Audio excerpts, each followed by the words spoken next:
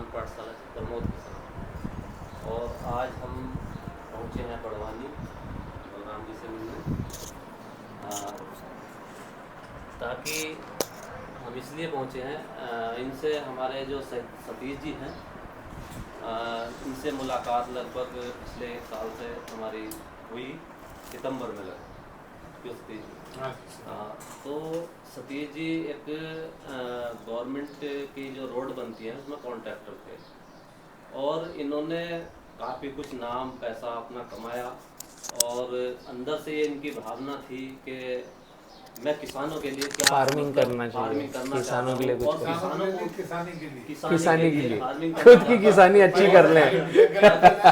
ताकि मतलब अंदर से निकलती थी ना कि मुझे किसानी करनी है, प्रकृति के साथ जुड़ाव हो जाए, प्रकृति के साथ जो मतलब किसान मतलब थोड़ा ऐसी स्थिति रखते हैं कि मैं खेती छोड़ दूँ। और सतीश जी हमारे होनहार मतलब व्यक्ति हैं, और इन्होंने फिर खेती करने का ही विचार अपना शुरू किया। एक्चुअली सतीश जी, मैं जहाँ तक समझ पाया, मैं आपकी बात को रोक रहा था एक सेकंड। एग्रीकल्चर आने वाले समय का भविष्य है।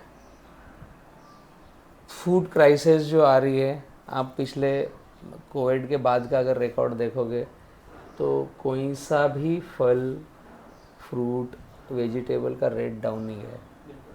कॉरपोरेट टर्न हो रहा है एग्रीकल्चर की तरफ। वही प्रमोद जी भी बता रहे हैं कि एग्रीकल्चर में रुझान, पहले जो फार्मिंग करते थे उनका ये था कि हम गांव में ही रहें, शहर ना जाएं, हम इतने में खुश हैं, उनकी मजबूरी थी खेती करना। आजकल पैशंस बन रहा है, मतलब आजकल हॉबी बन रही है, आजकल पैसे कमाने का सबसे बड़ा जरिया एग्रीकल्चर बन रहा है। मतलब पहले हम इंडस्ट्री डाल लें या नौकरी कर लें बीच के क्षेत्र में, उसके पहले फिर खेती अच्छी थी। बीच के जो 2 दशक गए हैं, इसमें ये चीज़ की गड़बड़ी आई है कि हम खेती से भागे हैं, और अब जो कोविड के बाद का दशक चालू हुआ है, इसमें वापस बैक टू पवेलियन खेती पे मार्केट शिफ्ट हो रहा है। वही आप भी जो बतला रहे थे। हाँ, तो इसमें सतीश जी ने लगभग कई कंपनियों से कांटेक्ट भी किए। अच्छा। केला खेती को और पपीता खेती को कौन बेहतर मतलब ओके, कर रहे हैं भारत में, तभी इन्होंने मुझसे मतलब कांटेक्ट किया। जैसे ये वाली बात अंदर से आई कि केला खेती अच्छी है, की जा सकती है, हाँ, profitably. Cause of doing this is only to make best profit from it. Yes. तो मुझे लगा यूपी में होता है कि नहीं होता। हाँ, ये पता नहीं है होगा नहीं होगा। यूट्यूब पे देखा कि यूपी में हो रहा है। हाँ। फिर मैंने यूपी के करीब 7-8 अलग-अलग जगह के किसानों से ओके 1 साल हो गया मुझे पूरा एक्सप्लोर सर्च किया, समझा। आपके पास आकर के उस चीज को विराम लगने जा रहा है। अच्छा। ये मैं कल से कह रहा था। ये लास्ट है। अच्छा। तो मैं ये देखना चाहता था कि मुझे ये तो पता था यहाँ होता है। मैं अकोला से पढ़ा हूँ, महाराष्ट्र में जो बहुत बढ़िया। हाँ। जलगांव केला खूब है यहाँ पर। वाकिफ हूँ काफी। हाँ। तो यार यहाँ पता नहीं होगा कि नहीं होगा सक्सेसफुली, ये देखने की जरूरत है। तो अच्छा, और ये भी बात है कि बिरादरी के हम भी जाट हैं। अरे वाह। ये भी जानते हैं कि खेती जो है हर जगह हर चीज की नहीं हो सकती। सही है। ये नहीं कि आपको अच्छी लग गई तो आप कर हाँ, हाँ। ऐसा नहीं है, क्लाइमेट की सूटेबिलिटी बहुत मायने रखती है। उसके हिसाब से हमें तो ये चीज देखने के लिए कि यूपी जो है, जो हम जिस लोकेशन पे कर रहे हैं, वो लोकेशन इस खेती के लिए जो हम करना चाहते हैं। झांसी ना, या झांसी से करीब 125 किलोमीटर दूर पड़ता है। अच्छा, okay. Towards north, towards UP. Okay, Jhansi से यूपी तरफ 100 किलोमीटर प्लस। ओके, बुंदेलखंडी आता है वैसे। बुंदेलखंडी आएगा, राइट। तो देखा कि यहाँ पर फार्मर्स, तब मैंने कंक्लूजन भी निकाला। महाराष्ट्र के ये आपके कुछ यूट्यूब से कुछ किसानों का देखा था और यूपी के लोगों से मिला भी। तो मैंने ये तो निकाला कि हाँ, यूपी में केले की खेती बेहतर हो रही है, महाराष्ट्र। यस, ये कंक्लूजन पे पहुंच गया। बिल्कुल। तो इसमें ये सोचने की जरूरत नहीं, पर ये क्वेश्चन था कि यहाँ होगी कि नहीं होगी। हाँ। और मैं पहले आज से 25 साल पहले एक्सपेरिमेंट कर चुका था जिसमें फेल हो गया था। अरे बाप रे। तो मैंने कहा आपकी बार फिर कोई फेलियर ना जोड़ दे। अब फेलियर नहीं चाहिए। बचे थे, अब कार्ट्रिज नहीं बचे हैं फेल होने वाले, है ना? सही है। तो इसलिए बस तो इस चीज की खोज रही कि हो जाएगी कि नहीं यहाँ पर। तो देखा कि नहीं बढ़िया से लोग कर भी रहे हैं। मैंने ये भी देखा कि कहीं कहीं 50-50 एकड़ वाले भी फार्मर, बिल्कुल। बलिया डिस्ट्रिक्ट है यूपी में, नॉर्थ आपके यूपी में कुछ मित्र ऐसे बढ़ के आगे निकले हैं हाँ हाँ जो खुद की ज़मीन में तो खेती कर रहे हैं, हाँ साथ साथ जिन किसानों से खेती नहीं हो रही है उनकी खेती लीज पे लेकर के भी वो अपने साइज को बढ़ा कर, यूपी में बहुत आम ट्रेंड है। यूपी में नॉर्मल होल्डिंग तो 1 एकड़ भी नहीं है, बहुत छोटे छोटे पॉकेट 1 है, एकड़ भी नहीं है। तो आदमी जो कोई भी थोड़ा भी खेती ढंग से करना चाहता है उसे लीज पे लेनी ही पड़ेगी। राइट लेनी ही पड़ेगी, राइट है। मगर लीज पे लिए सोल्यूशन नहीं होगा। हमारे यहाँ आगरा में, हम बुनियादी रूप से हम आगरा को बिलोंग करते हैं, तो आगरा में जो मैक्सिमम जो आगरा में किसान है, जो अच्छे सफल किसान है, वो आलू करते हैं। यस, और आलू, वहाँ का आलू मैं आपको बता दूं कि इंडिया में सबसे अच्छा आलू भी वहीं पैदा होता है। बिल्कुल। और वो सारी जमीनें लीज की लेते हैं। हाँ 1% जमीन उनकी अपनी नहीं होती। एक किसान तो 150 एकड़ करता है। हाँ करते हैं बिल्कुल। और वो जो टोटल लीज के, किसी किसान को ढंग से खेती करनी है तो लीज पर जाना ही पड़ेगा, जाना ही पड़ेगा आपको, कॉर्पोरेट वे में जाना है। आपके एमपी में ये प्रॉब्लम नहीं, मैं खुद भी कर रहा हूँ वैसे ही, मैं खुद कॉन्ट्रैक्ट फार्मिंग करता हूँ, हमारे ग्रुप भी करते हैं, हम इंडिविजुअल भी करते हैं। तो कॉन्ट्रैक्ट फार्मिंग में क्या आप लोग जैसे क्या डील देते हैं सब उसमें? लीज पर ही चाहते हैं। अच्छा, लीज पर ही चलता है, तो लीज पर ही करते हैं मतलब। हाँ मतलब अलग अलग वे हैं। जैसे बहुत सारे हिंदुस्तान में मित्र ऐसे हैं जो आउट ऑफ इंडिया हैं, उनकी ज़मीनें यहाँ पर है, जी पैतृक ज़मीन है, कुछ ज़मीनें उन्होंने पैसे बना करके ख़रीद के रखी है, बट वो बंद पड़ी है। गुजरात में काफ़ी मित्र हैं जो एनआरआई है, बाहर ही रह रहे हैं, तो वो फिर उनकी ज़मीनें हम टेक केयर करके। बहुत सा पॉइंट ऐसा भी है ना कि आपका पड़ोसी धीरे धीरे अंदर घुस रहा है, वो भी एक विषय है। तो जिनसे खेती नहीं हो रही है उनकी खेती हम ले करके खेती कर रहे हैं। अभी हमारे पास 2200 एकड़ का बनाना है पैन इंडिया में, अलग अलग राज्यों में, और कुछ 1,000 एकड़ का हमारा नेपियर लगा हुआ है। हम गौशाला के साथ जा रहे हैं, गायों के लिए चारा उगा रहे हैं। तो ज़मीन पानी गौशाला का है, खेती हम करके गौशाला में चारा अवेलेबल करा रहे हैं। एक छोटा इनिशिएटिव लिया था हमने जयपुर हिंगोनिया गौशाला से। गो भक्ति करना और गाय को संरक्षण देना ये बातचीत में बहुत अच्छा है, रियलिटी में हमारे साथी हैं जो एयरफोर्स से रिटायर हुए, विंग कमांडर अंजलि अय्यर, वो गौशाला में वहाँ 1 महीना रहे, सर्वे किया, समझा, तो छोटा सा एक कदम उठाने की बात करी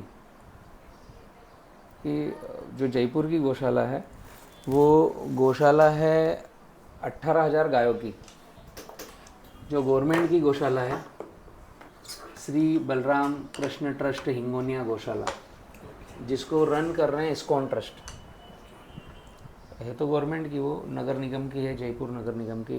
वहाँ पर गायों के लिए ट्रीटमेंट भी होता है, जो बीमार है या जिनको चोट लग गई, टक्कर लग गई,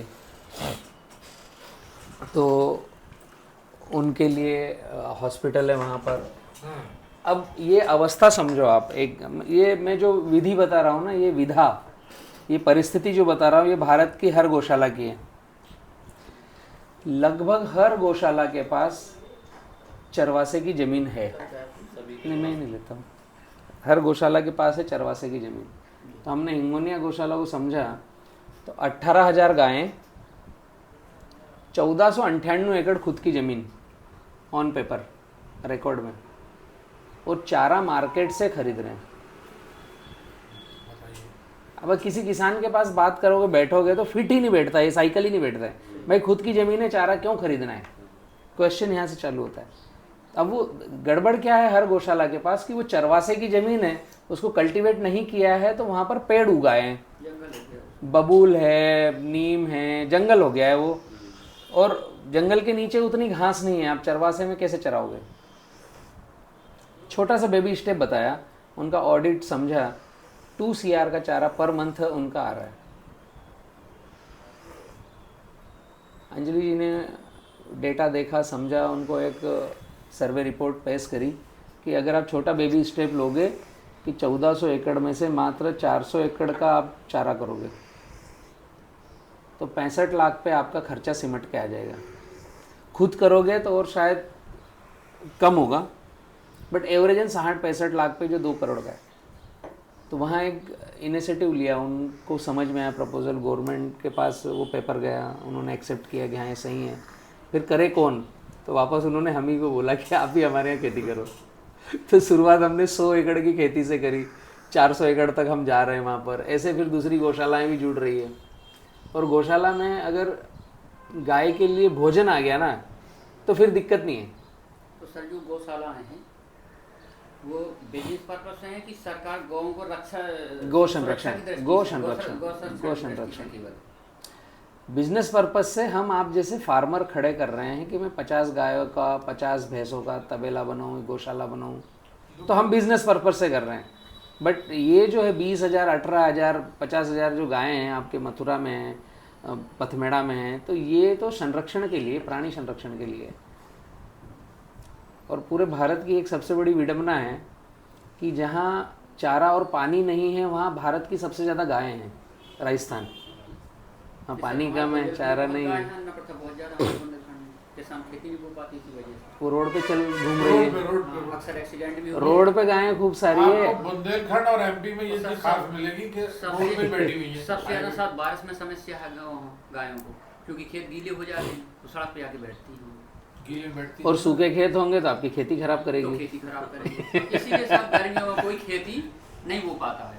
जो ये किसानों के लिए जो है जो बाउंड्री नहीं करेगा उसकी खेती होगी नहीं। प्रधानों के लिए कि आप गौशाला बनवाओ, यूपी में जब तक अपने पास रखता है, जब तक गेहूं की फसल नहीं कट जाती, इसके बाद छोड़ देते हैं। नहीं, बाउंड्री और तार फेंसिंग तो अलाउड नहीं है। तो दो चार लोग किसान जो कर सकते हैं वो अन्ना प्रथा गायों की वजह से नहीं खेती कर पाते, इसलिए गर्मियों में खेती कुछ होती नहीं रही। जब पानी के पर्याप्त साधन होते हुए अन्ना प्रथा की वजह से कोई खेती नहीं कर पा रहा।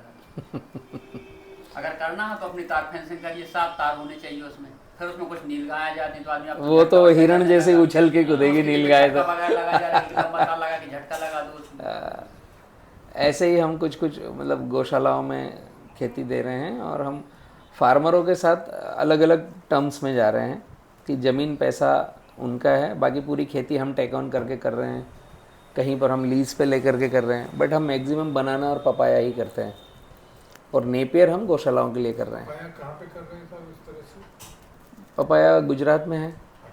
पपाया में आमतौर पर क्या प्रोडक्शन मिल जाता है? जैसे पपाया के लिए आपको एक काम करना है, मैं अभी बतला तो देता हूँ, बट पूरा डीपली आपको समझना है तो एक मेरा वीडियो है 5232 5232 पपीता खेती, उसमें स्टार्ट टू एंड पूरा मैंने ब्रीफ करके रखा है कि पपाया कैसे, क्या, कब, क्यों, कितना।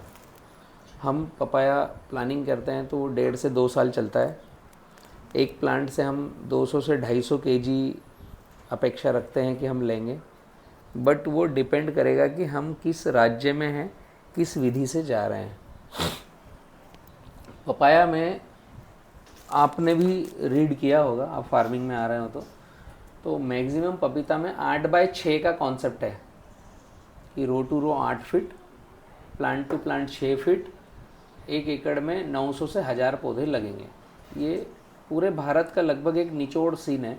मैक्सिमम खेती इस स्टाइल में पपीता की हो रही है, बट ये स्टाइल 100% गलत है। पपीता में जैसे ही हमें जाना है तो ये इंश्योर करना है कि पपीता का एक पत्ता दूसरे पत्ते को टच ना हो, ओवरलैप होना तो दूर की बात है, टच ना हो, ताकि वायरस फैलना चालू होगा। नीचे का पानी का सफोकेशन बाहर होना चाहिए, मॉइस्चर एरिया चाहिए, लेकिन वो हवा का आवागमन चाहिए।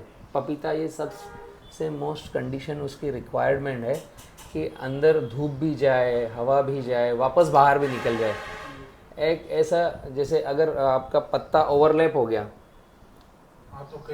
तो सफोकेशन होना जब चालू हुआ तो वायरस आपके फील्ड में एंटर होगा, और रिंग स्पॉट वायरस जो है वो पूरे भारत में है। आपने पहली बार पपीता लगाया तो आसपास 100 किलोमीटर पे अगर पपीता है तो भी आपके खेत में रिंग स्पॉट वायरस आएगा। उससे बचने के इलाज हैं कि आप ग्राफ सही रखें, उसकी जड़ों को ज़्यादा से ज़्यादा भोजन खाने दें। तो पपीता बिना मल्चिंग और बिना ड्रिप के नहीं करना चाहिए अगर ज़्यादा आउटपुट लेना है तो। वैसे बगैर ड्रिप के लिए क्या स्पेसिंग आपकी तरफ से, क्या ग्राफ एडवाइस? स्पेसिंग आपकी ड्रिप हो या बिना ड्रिप हो, 1 एकड़ पे 600 से 700 पौधे आना चाहिए, 650 पौधे। इससे ज़्यादा पपीता के प्लांट नहीं चाहिए। लगभग 9 बाई 9। 9x9, 8x8, इसके ऊपर। प्रोडक्शन तो ऑलमोस्ट पर एकड़ सेम ही रहेगा। प्रोडक्शन ज़्यादा पपीता में होता कैसे है, पपीता में आपने प्लांटेशन किया, उसके 4 महीने के बाद फ्लावरिंग आ जाएगी और वो 3 महीने के बाद फ्रूट मार्केट में जाने लायक होगा। तो एवरेजन आपके 7 से 8 महीने का टाइमिंग है पहला फल टूट के मार्केट जाने के लिए, प्लांटेशन टू 8 मंथ, 7.5 महीने। अब इसके बाद में सामने क्लाइमेट कैसा है उस पर डिपेंड करेगा, वरना महीने में 2 बार आपकी हार्वेस्टिंग आएगी अच्छी वाली, क्योंकि हर पपीता के पत्ते पर फल लगता है और पपीता की कोई एज नहीं है कि 1 साल का पौधा है या 10 साल का पौधा है। 15 साल का पौधा हमने देखा है उसमें फल लगा हुआ है। हाँ, नहीं, ठीक बात है। 7 साल का पुराने पौधा ज़्यादा पेड़ हमने लगे देखा हुए है। हैं, वो फ्रूट दे ही रहे। बरगद के पेड़ जैसा तना, उसके ऊपर से सिर टूट गया तो ब्रांचेस आ गई। उसमें फल लगेगा अलग-अलग। हमारे पास दिक्कत ये है कि भारत में रिंग स्पॉट वायरस आ गया है, उसका विकल्प किसी के पास नहीं है। केवल इतना है कि उससे रहते हुए हम कैसे फल लें। तो हम मैक्सिमम मान के चलते हैं अब कि 2 साल तक हम पपीता चलाएंगे। तो जो शुरुआत का 8 महीना है, 24 महीने में जो 8 महीना है वो आपके प्लांट के डेवलपमेंट के लिए, विकास के लिए और फ्रूट सेट होकर के पहली हार्वेस्टिंग के लिए है। उसके बाद का आपका जो बचता है 16 महीना, वो 16 महीने में आप 32 बार हार्वेस्टिंग ले सकते हो एवरेजन। हाँ, गर्मी में 10 दिन में भी आएगी, ठंड में 20 दिन में भी आएगी। एवरेज पड़ता आपका 16 महीने में 32 बार हार्वेस्टिंग आएगी और बहुत प्यारी हार्वेस्टिंग आएगी। अगर आप मल्चिंग से गए, आप पपीता में अगर इंटरेस्ट रखते हैं तो मेरा वीडियो जो 52-32 उसको 100% एक बार देखिए, नोट्स बनाइए। काफ़ी सारी चीज़ें उसमें ऐसी है कि पपीता को भारत में कोई जान नहीं पा रहा है कि कैसे हम लेके जाएं। पपीता में केवल 2-3 बातें हो रही है कि पौधा किससे ले लें या सीड ओरिजिनल कहाँ से मिल जाए। हाँ, नोनियो कंपनी है पूना में, उसका ऑफिस है, आप पैसे डालोगे आपके घर कोरियर कर देगा। वो हर एक को कोरियर करता है, उसका कोई आउटलेट नहीं है। वो नर्सरियों को केवल डीलर बनाता है कि आप नर्सरी बना रहे हो तो आप हमारे डीलर हो। तो ऑथोराइज नर्सरी से ले सकते हो, जैसे यहाँ बड़वानी डिस्ट्रिक्ट में हम ऑथोराइज है नोनियो के, ऐसे ऑथोराइज नर्सरी से आप ले सकते हो। या नोनियो डायरेक्ट गूगल पे आप डालोगे नोनियो seeds Poona, address, phone number सब आता है, वो बीज घर पे आ जाएगा। लेकिन ओरिजिनल बीज से भी आपकी पपीता सही बनेगी इसकी गारंटी नहीं है। जो आपने पपीता फल खाया उसके अंदर का जो बीज निकला, क्या वो डुप्लीकेट है? भी original ही है। वो भी तो सीड है ना। लेकिन मुद्दा हाइब्रिड का सीड है, हाँ, मुद्दा ये है, प्रोडक्टिव होगा नहीं। मुद्दा ये है कि जो हमने सीड लगाया उसमें फल हेल्दी आना चाहिए और मादा आना चाहिए। ये 2 चीज़ें हैं। पपीता में नर और मादा का बहुत बड़ा लोचा है। अगर नर निकला तो वो फल ही नहीं देगा, वो पता चलेगा 4 महीने बाद, फिर वो आपका गैप रह जाएगा। तो जो मार्केट में पपीता है उसको खाने के बाद उसका सीड निकलता है तो वो मिक्स है। बहुत सारे पपीता की हम जब ट्रेनिंग देते हैं और जिन लोगों को कन्फ्यूजन है उनको हम फिर जो सही ज्ञान है वो बताते हैं कि आप हाइब्रिड पे मत जाओ, आप मार्केट में जाओ। जो आपको सबसे अच्छा पपीता लगा, आप 20 पपीता लेके आओ, खा के सिलेक्ट करके देखो। साइज़ पहले एक ग्रेडिंग हो गई आपकी मार्केट में कि आपने साइज़ अच्छा देखा, सुंदर देखा और 1-2 को टेस्ट किया और वहाँ से चक्कर आप लाए कि मिठास कौन सी है।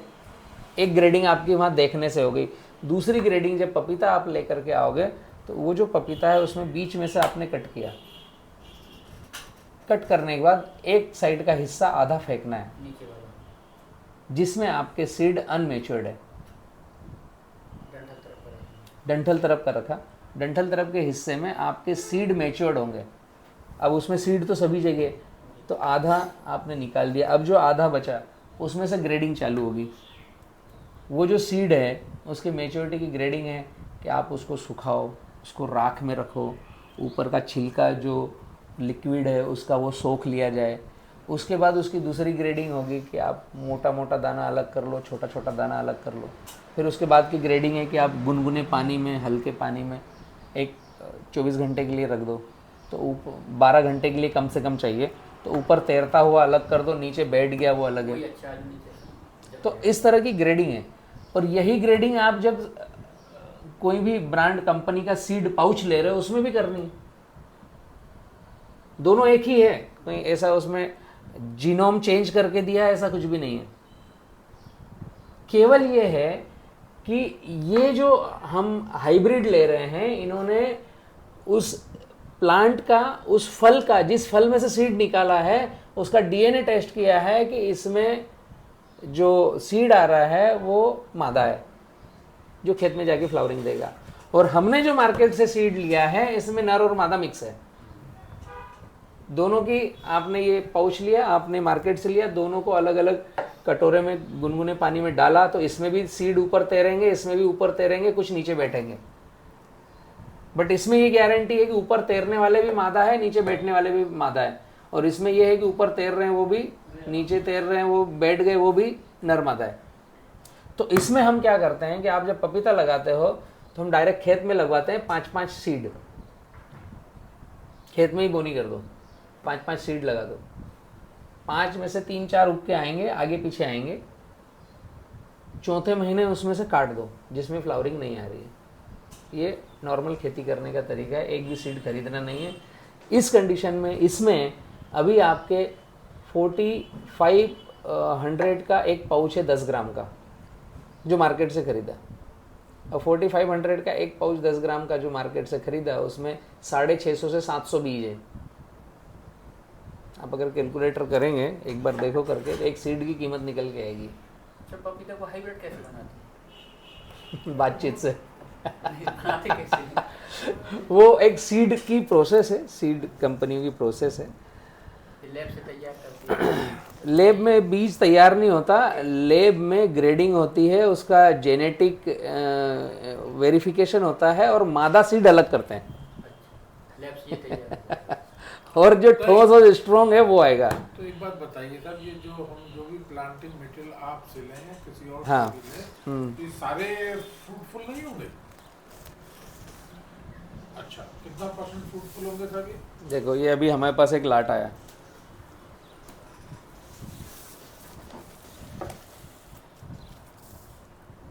ये हमारा कोड नंबर है एमपी का। ये पपीता नोनियो सीड से आया है, कहीं इसका सॉफ नहीं है। हमारा कोड है MP0444। ये हमारा डीलर कोड है नोनियो सीड्स का, है ना। ये अभी खोलना बाकी है, ये नोनियो सीड्स का बेजिंग वगैरह। अब ये जो मैं पाउच निकालूंगा ना, अब इसमें 4500 रुपये में आपके 650 फल पर सीड की कीमत लगभग 6 रुपए के आसपास। 6 रुपये का एक सीड आया है, एक सीड। अभी पौधा नहीं बना है।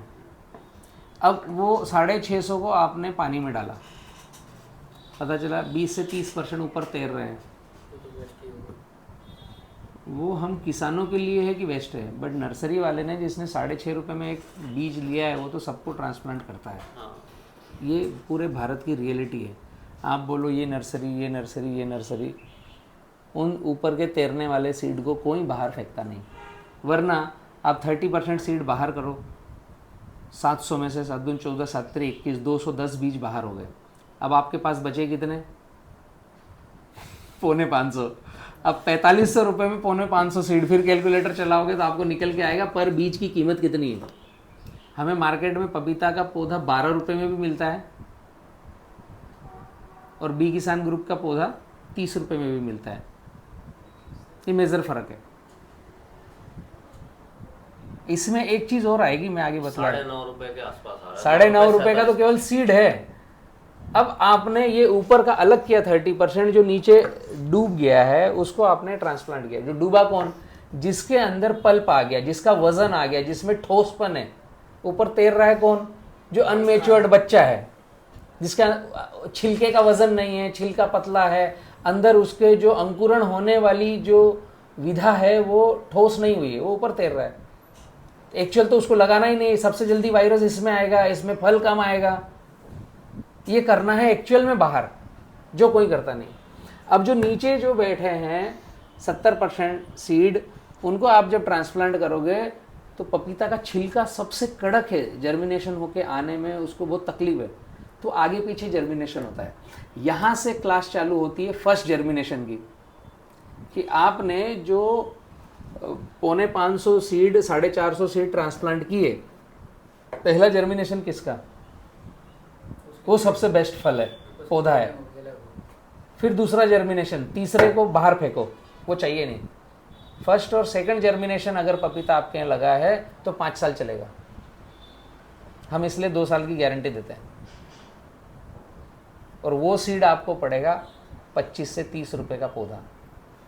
एक्चुअल में मार्केट में 10, 12 रुपए, 15 रुपए, 20 रुपए तक पौधा है। आपके यूपी में तो है 50 रुपए का भी पौधा है। सर एक बात बताइए फाइनली, कि जैसे आपसे हमने पौधे लिए, तो जितने भी पौधे लिए सारे फ्रूट्स देंगे? हाँ, फर्स्ट जर्मिनेशन का मतलब ही यही है, जितने पौधे हैं हर पौधे में फल मिलेगा, लगभग एक्यूरेसी मिलेगी। अच्छा, 5% ये रहता है नर का प्रमाण रखने को होता है। नहीं, ये जो आएगा आपका 786 का, इसमें नर मादा सिमिलर आएगा, वो फ्लावरिंग देगा ही और फ्रूटिंग देगा ही। दोनों में फल आते हैं, ओवरलैपिंग में फल आते हैं दोनों। उसमें फल आएंगे, एक लंबी आएगी एक गोल आएगी, फ्रूट दोनों में कुछ आएंगे। में भी फल आते हैं, एक एक उसमें 3-3 फल लगे। तो आप जो कितने का देते हैं सर प्लांटिंग मीडियम? 30 रुपीज़ का एट यूपी। ट्रांसपोर्ट उसमें देखना पड़ेगा कि कितनी दूर जा रहा है, अगर गाड़ी लोड है तो वहाँ तक इतने का आएगा। मुद्दा ये है कि पपीता इतना सेंसिटिव है कि हम उस पर 1 एकड़ में साल भर का एफर्ट लगाएं, पता चला उसमें आपके 30% पौधों में फ्लावरिंग नहीं है, हाँ, तो 30% में वायरस जल्दी आ गया है, तो अल्टीमेट माल हमें एकड़ का कितना निकल रहा है। हम काउंटिंग करते हैं, एक पौधे से मुझे 100 केजी माल चाहिए, आपने पौधे लगाए हैं 1 एकड़ में 900, 30% उसके आउट हो गए, आपके पास पौधे कितने बच रहे हैं? 650। 650 पौधे में से हर एक के ऊपर 100 केजी माल है क्या? नहीं, किसी में 80 भी हो, किसी में 70 भी हो, किसी में एवरेजन आपके 1 एकड़ से कितने टन माल निकला, मायने वहाँ रखेगा। आपने एफर्ट लगाया 1 एकड़ में, क्या रिजल्ट? ओवरऑल चार्ज शीट तो आपकी क्या, बैलेंस शीट क्या बोलेगी कि 1 एकड़ में आपने पैसा लगाया, 1 एकड़ में लेबर लगाया, 1 एकड़ में सब कुछ किया, और 1 एकड़ से इतने टन माल निकला। हम 1 एकड़ का माल की बात करते हैं कि 50 टन प्लस, 2 साल में 100 टन प्लस माल जाएगा आपका। अभी यहाँ 1 एकड़ में आपका 25 टन माल निकल रहा है, कभी 3 रुपये किलो भी बिकता है, कभी 30 रुपये किलो भी बिकता है। पपीता का रेट का बहुत वेरिएशन है, ठंडी में पपीता बिकता नहीं है। कभी कभी ये नौबत आती है कि हमें खुद को, फार्मर को तोड़कर वहीं डंप करना है, वही क्रूशल पीरियड है जब फार्मर बोलता है कि अब मैं पपीता नहीं लगाऊं, जबकि वो 15 दिन का पीरियड है और एक कटिंग है आपकी। आपके एक पौधे में जब 100 किलो माल आ रहा है और उससे आप अगर कटिंग ले पा रहे हो, उससे 12 कटिंग 15 कटिंग ले पा रहे हो, तो एक कटिंग उसमें से माइनस कर दो ना। 12 कटिंग में से 11 कटिंग तो फिर भी है, उस एक कटिंग के लिए आप कसम खा रहे हो पपीता नहीं लगाऊंगा। सर्दियों में तो कटिंग वैसे कम निकलती है, रुकती है, कम निकलती है, लेकिन होता क्या है, ये एक पीरियड है जब नहीं बिकेगा। एक आम वाला जो पीरियड उसमें नहीं, मई लास्ट, मई लास्ट से लेकर के आगे समझो कि जून 15 जुलाई तक आम तो का ये पूरे सीजन में 2 से 3 कटिंग ऐसी आएगी जब या तो कम रेट में बिकेगा या नहीं बिकेगा। तो मैं फार्मरों को कहता हूँ उस समय आप पपीता तोड़ो, उस समय फार्मर उसको छोड़ देते हैं। पपीता तोड़ना है वहीं खेत पे बिछा देना है, वो सबसे अच्छा फंगस खाद वाला लगेगा, बहुत ही बढ़िया फफूंदी खाद लगेगा वो। हम फंगस को मानते हैं सब शत्रु है, बहुत सारी फंगस मित्र हैं जो फार्मर को सपोर्ट करती है। ये जो पपीता सड़ गल करके वहाँ खाद लगेगा, आपकी कहीं ज़्यादा डीएपी, यूरिया, पोटास से ज़्यादा खाद लगेगा। वही तो कार्बन का खाद पैदा कर रहा है। अब आपने पपीता को तोड़ना रोका तो ऊपर चलना रुक जाएगी वो, और उसकी हर पत्ती में नया फूल है, नीचे से टूटेगा तो ऊपर चलेगा। एक उसका पीरियड है कि आपके 7 महीने में जब फल आ गया तो नीचे से टूटता गया, ऊपर निकलता गया, फिर टूटता गया, फिर निकलता गया, वो तो चलते ही जाएगा, आप चलाते जाओ, कितना भी चलाओ। रुकने मत दो। इसके लिए मोस्ट ज़रूरी बात क्या है, पपीता में आपकी जड़ें एक्टिवेट रहनी चाहिए। बहुत ज़्यादा रूट आती है पपीता में और अपने बाल के समान आती है, 20-20 फीट तक चली जाती है। और पपीता का पत्ता भी इतना बड़ा साइज़ क्यों आता है कि फोटोसिंथेसिस उस तरीके से ज़्यादा हो। पौधे क्या करते हैं, रात में खाना खाते हैं और दिन में उस खाने को पकाते हैं और सारी बॉडी में डिस्ट्रीब्यूट करते हैं। तो पपीता में मल्चिंग इसलिए ज़रूरी है कि वो 24 घंटे खाना खाए। उसकी जड़ों के ऊपर मल्चिंग आ गई, अंधेरा आ गया, तो उसकी जड़ों को ये आभास है कि हमारे लिए रात है। तो वाइट रूट ज़्यादा रहेगी, भोजन ज़्यादा से ज़्यादा खाएगी, तो वह बीमारियों को आने नहीं देगी और उसका पत्ता निकलता रहेगा। पत्ता निकलता रहा तो पौधा स्वस्थ है, नहीं तो दिक्कत है।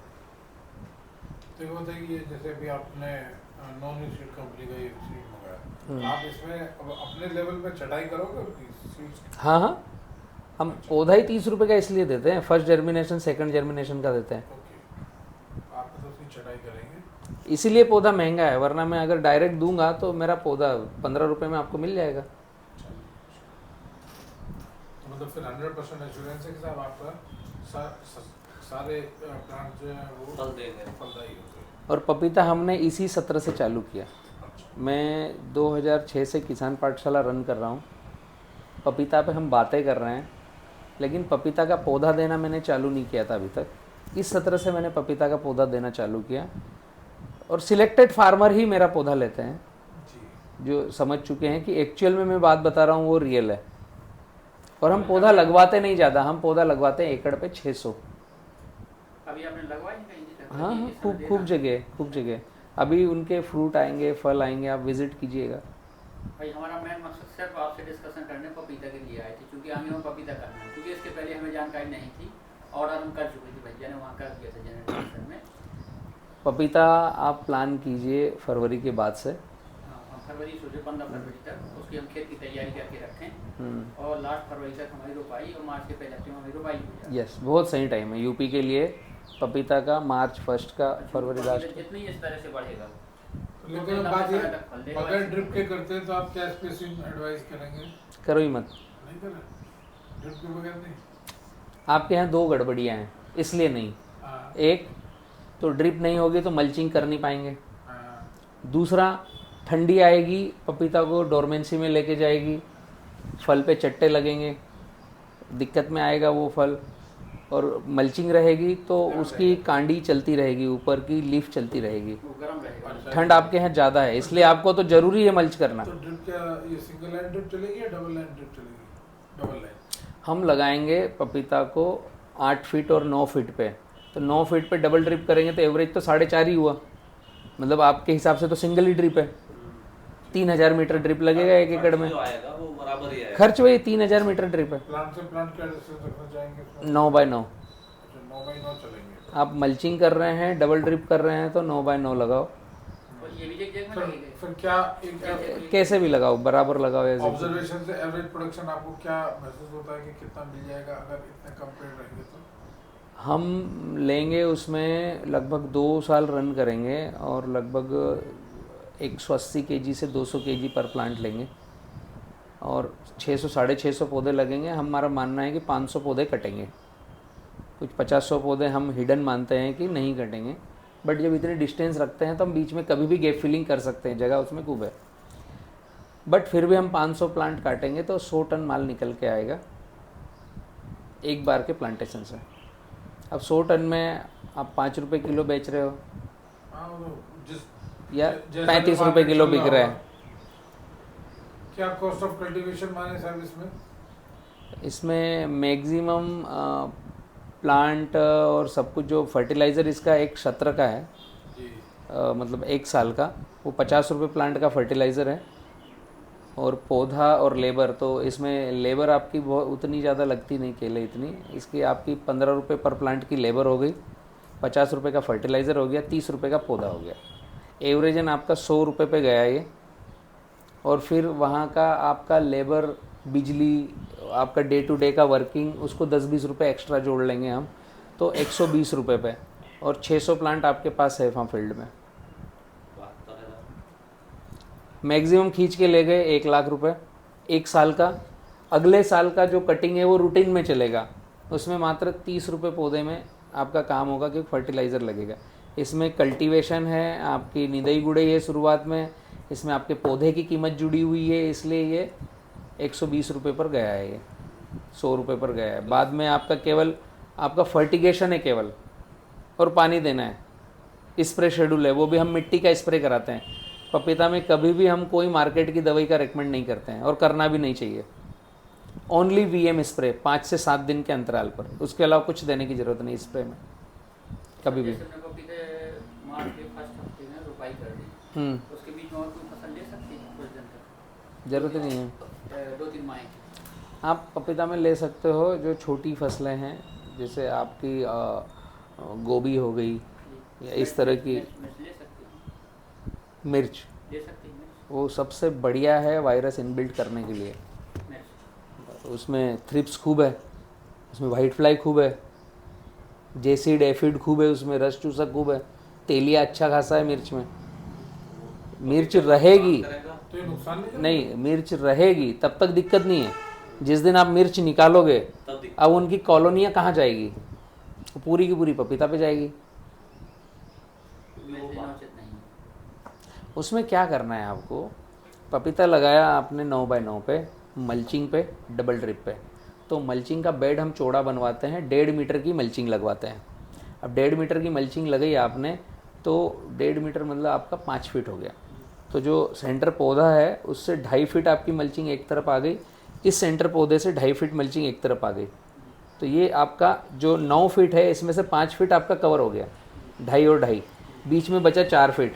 4 फीट में इस मल्चिंग को ढकने के लिए 8-8 इंच की जगह चाहिए कि मिट्टी जो डालोगे आप वो जो बनाओगे, तो फिर ये 4 फीट में से 1 से 1.5 फीट फिर चले गया।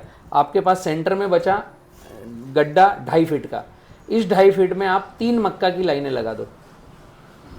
ये 3 मक्का की लाइनें 2 काम करेगी। एक तो आपने फरवरी में लास्ट में लगाया है और सामने गर्मी आ रही है तो ये क्लाइमेट कंट्रोल का काम करेगी। जैसे मक्का बड़ी होगी गर्म हवाएं ऊपर उछल के जाएगी, इसका जो पत्ता ऐसा चौड़ा फैलेगा, वो जो मल्चिंग पेपर रिफ्लेक्ट देता है उसमें आधी धूप आधी छाँव का काम करेगा, एक चीज़।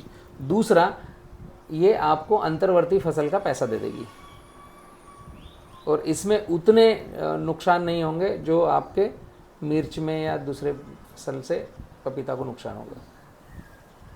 अंतर्वर्ती में आप ये पूरी की पूरी 3 रो 9-9 फीट पे 3 रो मक्का की लगाओगे तो ये भी खूब पैसा देगी, आपका अंतर्वर्ती का खर्चा निकाल के दे देगी। या आपको लगाना है फूल गोभी, पत्ता गोभी जो फिर एकदम नीचे हो, जिसमें उतने एफिड जेसिड नहीं हो, जिसमें केवल इल्ली आती है, जो निकालने के बाद भी इसको नुकसान ना हो, बट लगेगा वो यहीं पर, क्योंकि बाकी का हिस्सा तो आपका मल्चिंग से कवर हो गया। यहाँ पर आप फ्लड पानी दो और यहाँ लगा दो, या यहाँ एक ड्रिप अलग से डाल दो आप ऊपर पे, वो उतनी अंतर्वर्ती फसल के लिए रहे बस।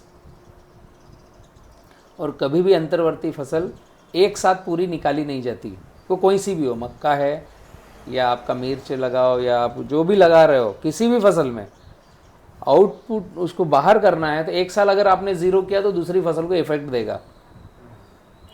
हम मक्का में क्या करते हैं, उसका केवल मक्का निकालते हैं और वो जो उसकी कड़बी रहती है वो खड़ी रहती है, हम उसको हिलाते नहीं, वो धीरे से आंधी तूफान में टूट के गिरेगी, वहीं मल्चिंग बन जाएगी। उसको आप से सूखने दो और रुकने दो, तो उसके परजीवी जो है, वो जो कीट पतंगा है, वो धीरे धीरे अपनी जगह बदले। आपने पूरा बॉटम कट करके बाहर निकाल दिया। मक्का में भी बहुत सारे रस चूसक हैं, इल्ली हैं, वो आपके पपीता को नुकसान करेंगे।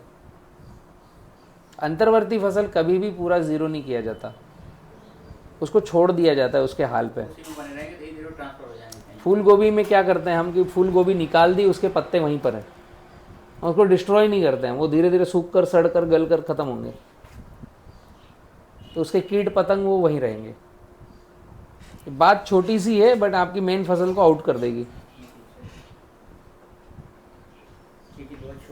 केले के साथ मिर्ची कर सकते हैं। मिर्च करो, केले के साथ अच्छा है, मक्का करो, मिर्च करो, कोई दिक्कत नहीं।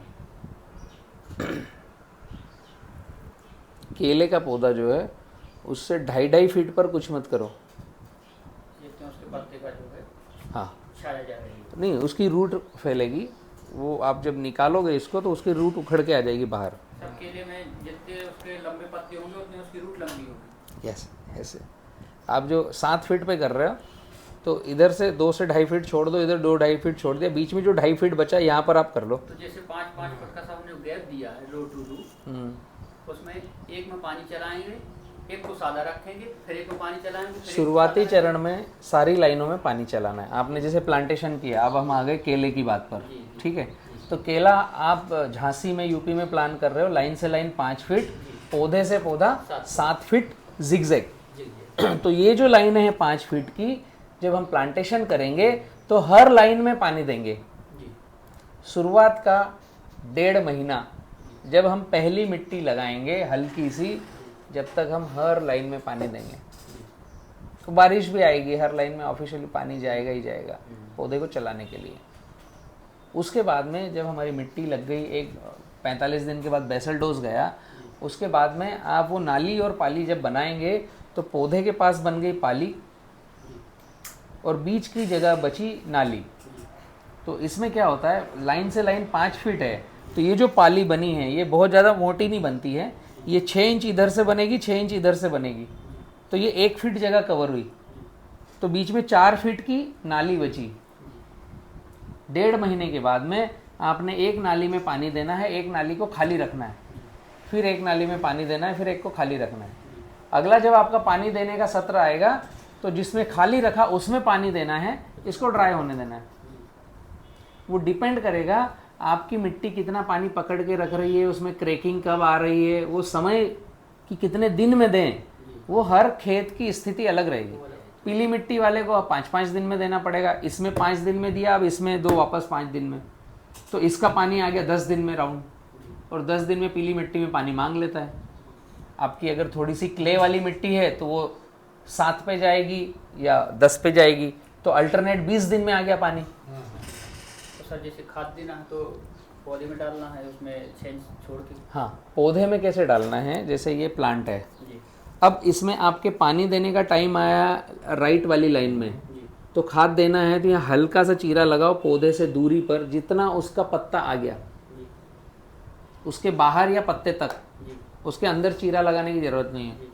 खाद बिखरा दिया, हल्का स्क्रैच मार दिया या स्क्रैच मार के खाद दे दिया, और भट्टी खाद दोगे तो इतना कुछ करने की ज़रूरत नहीं। उसके बाद पीछे से पानी लगाओ, पहले खाद दे दें फिर पानी लगाना। अगर स्क्रैच मार रहे हो तो पहले खाद दे दो, जी। फिर पानी लगाओ। अगर आपके खेत में ढलान ज़्यादा है, पानी बह के खाद को ले जाएगा, तो पहले पानी दे दिया, बाद में खाद डाल दिया ताकि चिपक जाए। बट ये प्रक्रिया करनी है पानी के आगे पीछे। जी। आप 1 तारीख को पानी दे रहे हो तो या तो 30 को खाद डाल दो या 2 को डाल दो, जस्ट उसके 1 दिन पहले या 1 दिन बाद, ताकि मॉइस्चर में वो अटके और गलने चालू हो। उसको गलना चाहिए उस पानी में, गलना चाहिए। दूसरे दिन डलती है कि तीसरे दिन चलती है, हाँ, गलना चाहिए उसको। और जिस तरफ वाली रो में पानी दे रहे हो, जैसे आप ये रो में पानी दोगे तो इस पौधे को इधर खाद डालोगे, इस पौधे को इधर डालोगे। नहीं सर, जैसे ये रो ये पेड़ लगा है, ये नाली है, तो ये इसमें पानी दिया तो इसी साइड डालेंगे खाद, इसी साइड, जिस साइड पानी, और ये गैप है इसमें दिया नाली तो इसी साइड डालेंगे। हाँ। अब ये जो 2 पौधे आ गए, जी। अब बीच में पानी दे रहे हो, इधर पानी बंद है, इधर बंद है, तो ये जो 2 पौधे हैं, इसके एक तो लेफ्ट में खाद जाएगा, इसका राइट में खाद जाएगा, जिस साइड से पानी जाएगा, और अगले 15 दिन बाद खाद देना हो तो इसका फिर राइट में जाएगा, इसका लेफ्ट में जाएगा, तो दोनों तरफ का बराबर विकास होगा, दोनों तरफ बराबर से पानी जाएगा, जिस साइड से पानी जाएगा उसी साइड से खाद उसी साइड से खाद दे जाएगा। ऐसा नहीं कि हमेशा इधर ही दें। केले में लोगों की भ्रांति है ज़्यादा पानी, वही सबसे गड़बड़ है। केले में चाहिए ताज़ा पानी। छोटा सा डिफरेंस है बातचीत का, विकास में खूब फर्क आता है। हम बात करते हैं कि हम 25 केजी का उत्पादन देंगे, अगर इस नब्ज को किसी ने पकड़ ली तो पहले ही सत्र में हम 45 किलो का उत्पादन देते हैं एक पौधे से, 40 केजी 45 केजी। कोई हमसे राइटिंग मांगता है तो हम बोलते हैं कि 25 किलो की राइटिंग दे देंगे, बट 100% फॉलो करते हैं तो उसमें 45 किलो आता है। सैकड़ों उदाहरण है हमारे किसानों के पास। पानी प्रबंधन सबसे ज़्यादा उत्पादन बढ़ाने घटाने में काम करेगा। जल प्रबंधन ही सर्वोत्तम है। फर्टिलाइज़र दूसरे नंबर पे आएगा, दूसरे मतलब बाद में आएगा।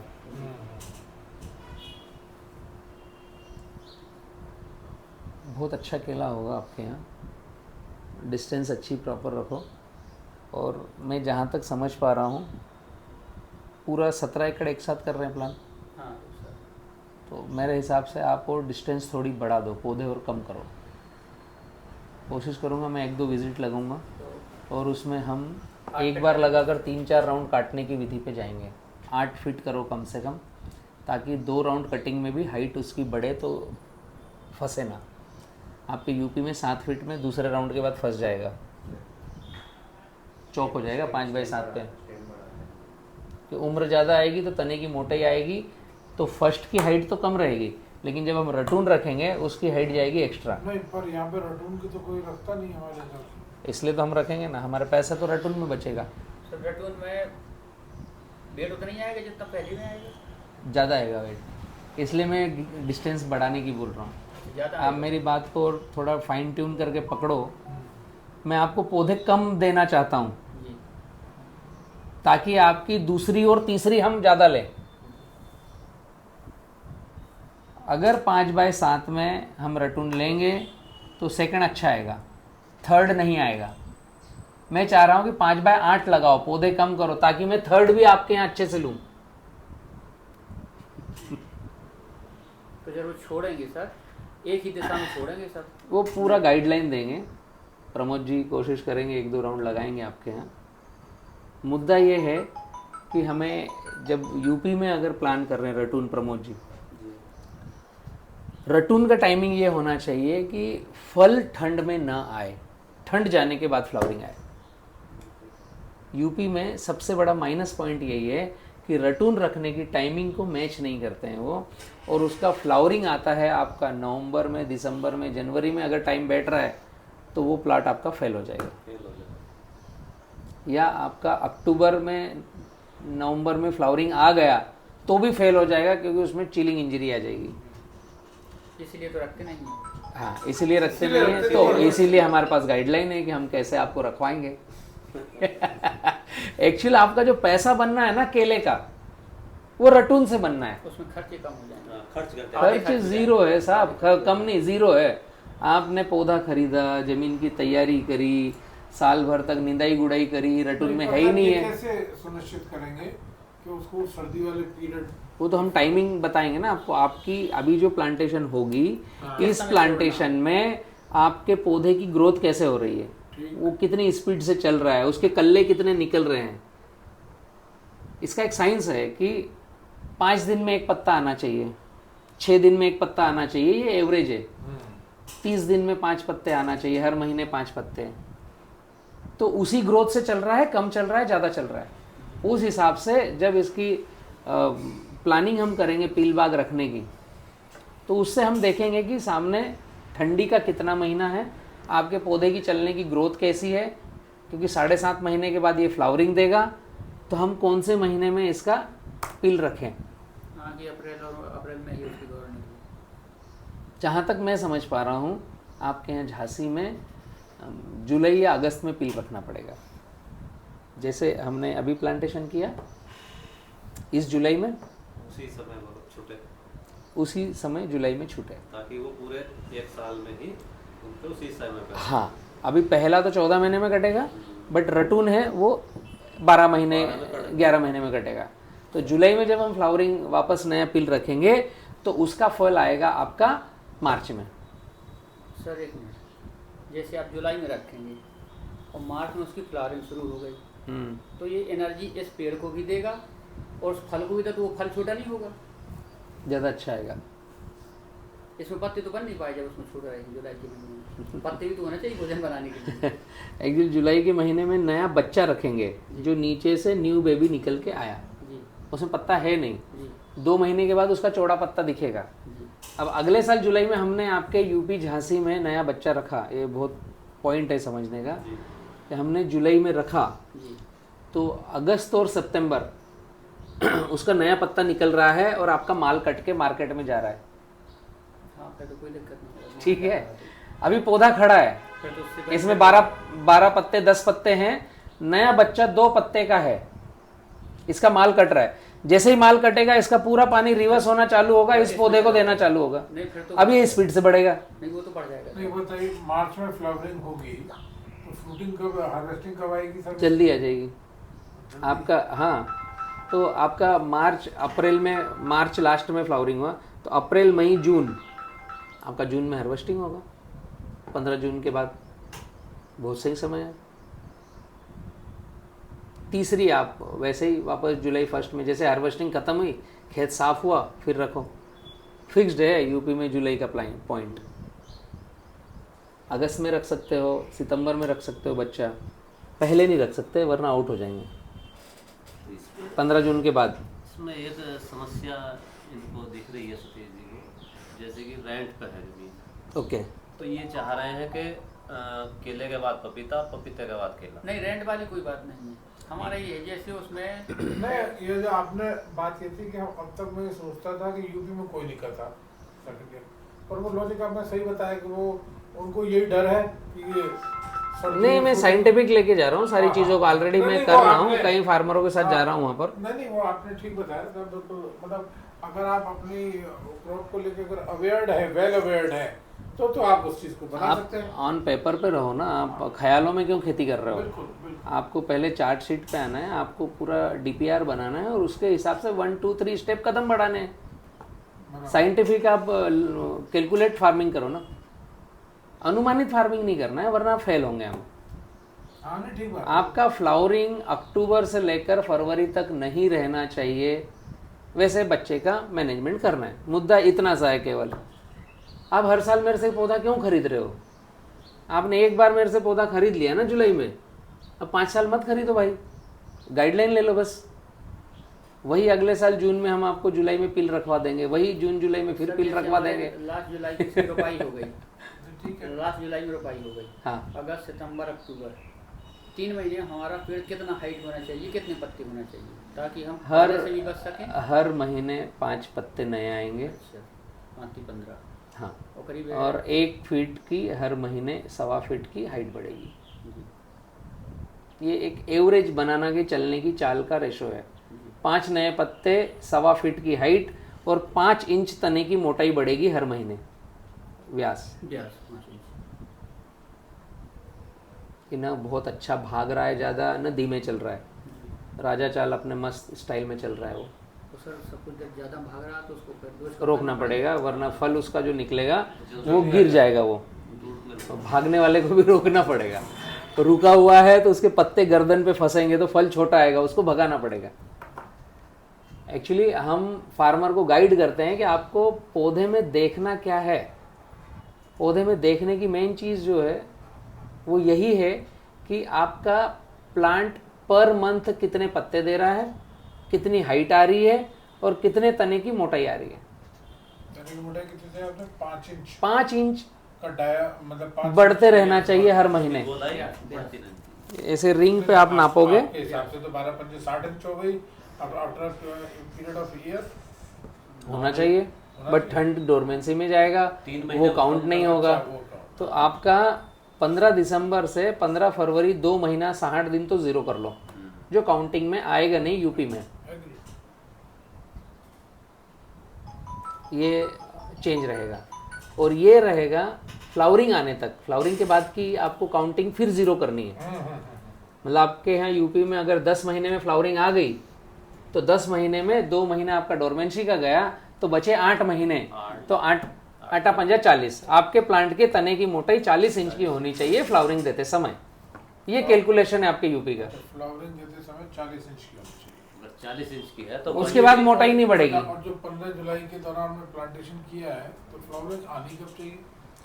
ये आप समझ लो आती ये अगर यहाँ पर होता तो मार्च में, बट आपके यहाँ फिर उसको 2-2.5 महीना ठंडी उस टाइमिंग पे कैसे चली है वो आगे बढ़ा दो।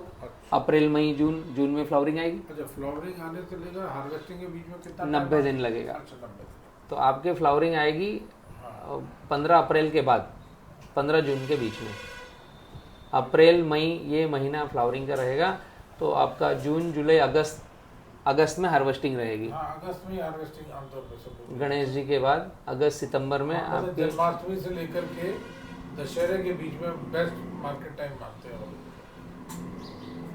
मार्केट तो रोज है साहब, बट आपके क्षेत्र में एवरेज फार्मर की जो स्टाइल है उसका माल उतना निकलता है, तो सारे व्यापारी सितंबर में वहाँ माल लेने पहुँचते हैं। नहीं, सर्दियों में तो बिल्कुल बेकदरी है केले की। सर्दियों में मार्केट नहीं है। नहीं, सर्दियों में नहीं है, हाँ, मार्केट पर पूरे टाइम। बट आपके वहाँ ना आपका केला अच्छा है हाँ। तो आप इधर भेज दो। सर्दियों में 22 रुपए किलो केला है, इधर तो 28 रुपए किलो केला है। बड़ा है, इधर कहाँ भेजेंगे? नहीं, मैं उदाहरण बता रहा हूँ, नहीं है माल। नहीं, एक्चुअल में जितनी खपत है 22 रुपए किलो यार। उतना माल नहीं है। अच्छा जी। जितनी खपत है उतना माल नहीं है। एक्चुअल पूरे भारत में जितनी खपत है उतना माल नहीं है। हाँ नहीं है, ठीक बात है, उतनी नहीं है। यूक्रेन युद्ध के बाद भारत का एक्सपोर्ट ग्लोबली बढ़ गया, और एक्सपोर्ट बढ़ने के साथ साथ हमने जो 5x7 का डेटा मार्केट को दिया है उससे केला अपना लंबी चाल का बन गया है, ज़्यादा दूर ट्रेवल करता है। तो आप नोटिस कीजिए, पिछले 4 साल से ग्लोबली पूरे भारत में 10 रुपये के नीचे रेट नहीं आया केले का। 12, 15, 17 रुपये रेट है, 22 रुपये, 30 रुपये तक रेट है, और 10 के ऊपर अच्छा है किसान के लिए। बनाना का 10 रुपये के ऊपर अगर जाता है तो दूसरी फसलों से आगे है। हाँ, डबल फिगर में तो वो बेटर है। हाँ, अब लगता भी नहीं कि 10 के अंदर आएगा, जिस हिसाब से मार्केट बना हुआ है। हर चीज़ की महंगाई भी तो बढ़ रही है। आपके यहाँ बेनिफिट ये है कि 5 रुपये किलो का ट्रांसपोर्ट बच जाता है, तो आपके यहाँ तो 12-15 से नीचे नहीं आएगा यूपी में। नहीं जाता वहाँ पे। क्यों, यहाँ से हम यूपी माल भेजते हैं, हमको 7 रुपये तक का ट्रांसपोर्ट लगता है। सरकार में ज़्यादा अलग मिल जाता है। बहुत सारे जगह, हर बड़े शहर में केला जाता है साहब। अब हर घर से बाहर निकलो, चौराहे पर ठेले पर केला है, कहीं से तो आ रहा है ना। यूपी केवल सितंबर में बेचता है, बाकी टाइम तो आएगा। बाकी टाइम तो कहीं से तो आ रहा है ना। नहीं आ रहा। इसलिए मैंने बोला केला तो 365 दिन है। किसी पर्टिकुलर सीजन में मुझे एग्जैक्टली ध्यान नहीं है, केले की क्वालिटी एकदम इम्प्रूव हो जाती है, बढ़िया केला आने लगता है ना। बहुत सारा पीरियड मुझे ये ध्यान नहीं है। उसका मतलब वो झांके से आता है, और फिर फार्मर्स ज्यादा अच्छे से सितंबर में फिर मैं देखता हूँ वो लोकल आने लगता है, बिल्कुल वो भी पता नहीं कहाँ से। लोकल आया मतलब गड़बड़ है साहब। सितंबर में ही आता और अपने यहाँ का आता, इसलिए कि उसकी प्रोडक्शन ज्यादा है तो फल मोटा होगा, बड़ा होगा, तभी तो प्रोडक्शन ज्यादा होगा। इसीलिए अपने यहाँ का केला होगा सितंबर में आता है, यूपी का ही। केला 365 दिन बिकता है, हाँ, 365 दिन खाते हैं। almost। यही है कि मौसम इफ़ेक्ट के हिसाब से गर्मियों में पानी वाले फल चल जाते हैं, सर्दियों में केले का टेस्ट उतना अच्छा रहता नहीं तो उसको कम लेते हैं। तो वो जो 2 पॉइंट है, मई लास्ट का और जनवरी का, इनमें उठाव कम है, लेकिन बिकता इस समय भी है। उठाव कम है, कम बिकेगा। एक्सपोर्ट उस समय ज़्यादा चलता है, तो किसान के खेत से तो केला बिक ही रहा है। आप तो ये प्लान करो कि अपने खेत में एक बार केला लगाकर 10 साल कैसे चलाएं बिना फसल चक्र के, क्योंकि जैसे ही फसल चक्र पे आप गए, आपने जितना कमाया है आधा पैसा आप ज़मीन तैयार करने के लिए ट्रैक्टर वालों को दोगे, सीड वालों को दोगे, क्योंकि आपने केला लगा लिया। अब केले की सफाई करना है, 30,000 रुपये एकड़ का खर्चा है। लाट को काट के निकालना या मल्चिंग करना, उसमें प्लाविंग कराना, कल्टीवेशन करना, इससे कम नहीं, ज़्यादा नहीं। और दूसरी फसल का बीज लाना, फिर उसकी तैयारी करना, उसकी निंदाई गुड़ाई, उस पौधे को बड़े करने तक का, ये निकालना और ये तैयार करना, ये जो बीच का पीरियड है दोनों का, ये क्रूशल है। सबसे ज़्यादा पैसे खर्च होने का, अपने दिमाग की माथापच्ची करने का। आप कहीं जा नहीं सकते, वहीं खेत में रहना पड़ेगा। और जो फसल चल रही है उसको बस मेंटेन करना, वहीं पर आपके किसान का बेनिफिट है। और फार्मर यही चूक कर रहा है, इसी पॉइंट पर चूक कर रहा है कि अब ये फसल हो गई, अब मैं दूसरी लगाऊं। उस फसल को मेंटेन कैसे कर लूं, अगले रटून में कैसे ले लूं केले को ही।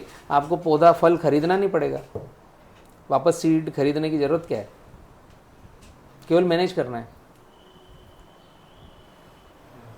अच्छा, अब एक चीज़ बताइए, वो सवाल अभी तक कंप्लीट ही है मेरा, कि जो आपसे यूपी के फार्मर्स आपका प्लांटिंग मटेरियल ले रहे हैं, वो नॉर्मली क्या प्रोडक्शन ड्रॉ कर रहे हैं एक साल वाले में? स्थिति के हिसाब से है, लगभग एवरेज 30 किलो आप मान के चलो।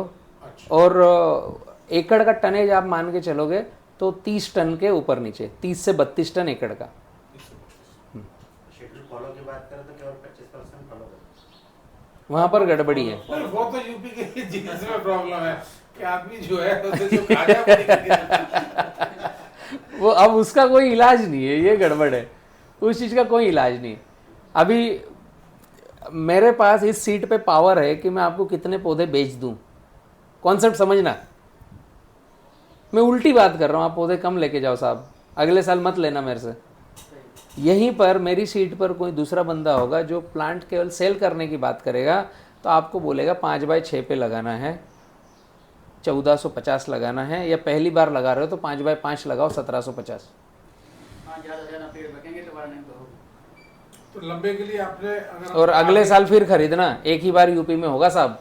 जो 5 साल यही है वो जनरल जो परसेप्शन है वो यही है। हर साल लगा। जब 5 और 6 पर लगवाएंगे तो निश्चित खरीदनी पड़ेगा आपको।